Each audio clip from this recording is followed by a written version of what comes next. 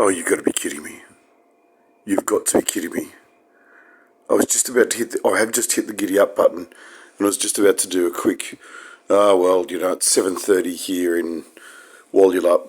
Then I've got another hour and a half before the construction noise starts, but I've just heard them outside. It's 7:30, and I've been awake since 5 a.m. Yesterday, I woke up at 5 a.m, or so I thought, but I picked up the wrong device, and it was 5 a.m. Adelaide time. It was 2:30. That set me up for a very interesting day yesterday, which I won't unpack altogether.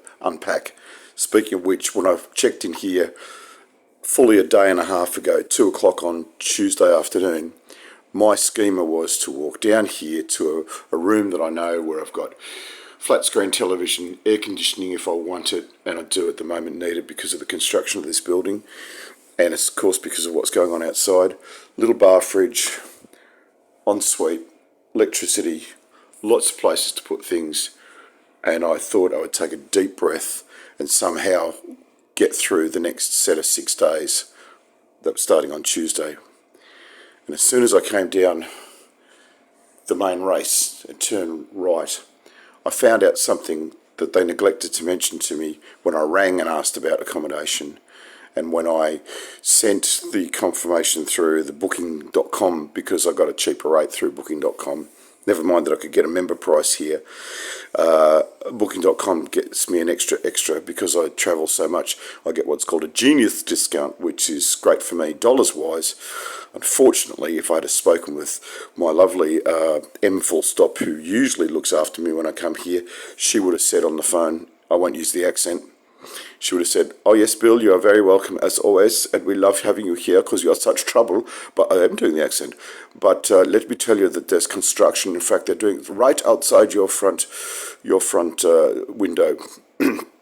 So what I'm inferring now from that bit of noise out there is that they start 7:30, but they only put on the builder's transistor radio at 9 o'clock. A little bit before, as I found out yesterday. Lovely guys. It's not their fault. The confirmation that came through YHA, why not? YHA, Hostelling International, Australia, through booking.com, had a great big long screen given for miles.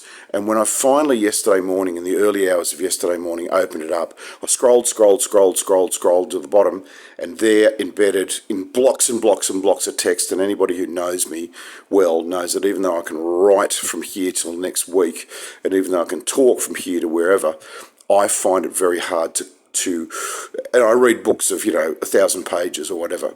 I love it. I do. I can read one book after another, and chase the author, and sometimes do.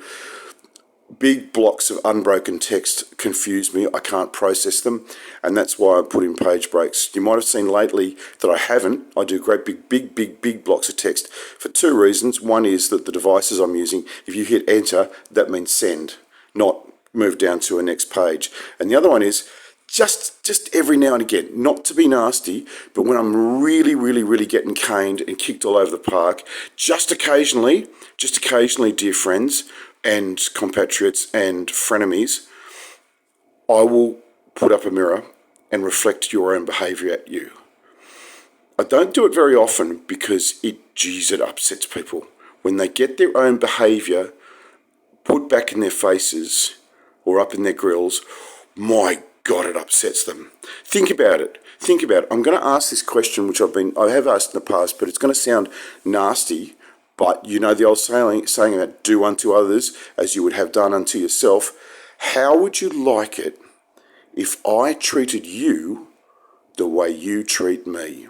Now, that doesn't necessarily mean me. If it was in French, I can't do the whole French thing right at the moment, but they use, how would one feel if one treated others the way that others treated one? So we're talking more generally than just you.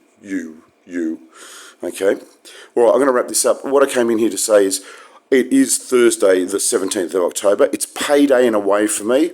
I was expecting a little injection of funds from a different source, but let's just say that I'll be having words with one of my vendors, let's put it that way, about receiving messages, direct messages, and acting upon them, and giving you lots and lots and lots of fluff, but then not doing the one thing I said, this is the priority, all of that other stuff can wait, and then they go off and focus on the other stuff and don't do the one thing that I asked. So that's a bit of a euphemistic way of saying I wasn't able to up stumps yesterday and flee this place.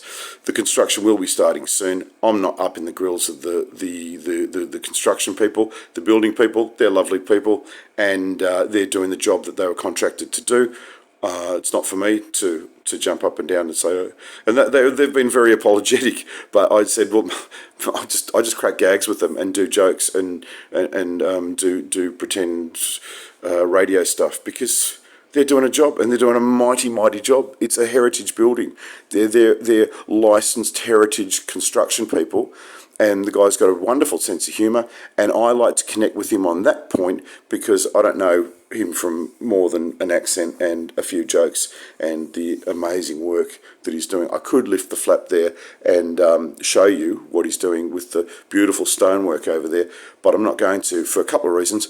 One of them was yesterday morning, I thought I left my coffee cup outside, and like at the moment, I'm wearing exactly nothing, and I thought, I could just duck outside quickly and grab it.